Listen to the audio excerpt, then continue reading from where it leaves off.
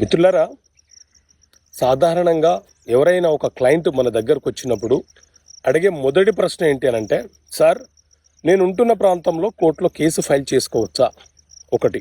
రెండు, సార్ నేను నా భూమికి సంబంధించిన కేసు మా విలేజ్లో వేశాను, నేను ఉన్న ఏరియాకి ట్రాన్స్ఫర్ చేసుకోవచ్చా అని అడుగుతూ ఉంటారు.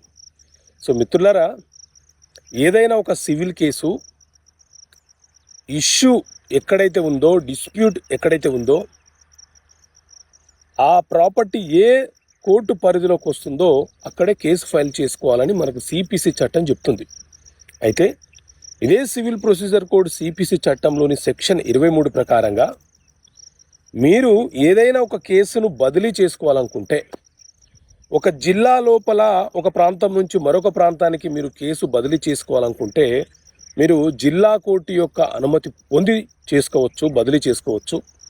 అలాగే ఒక డిస్టిక్ నుంచి మరొక డిస్టిక్కి మీ కేసుని బదిలీ చేసుకోవాలనుకుంటే ఆ రాష్ట్ర హైకోర్టు యొక్క అనుమతి పొంది మీరు కేసును ఒక ప్రాంతం నుంచి మరొక ప్రాంతానికి, మరొక జిల్లాకి బదిలీ చేసుకునే అవకాశం ఉంటుంది.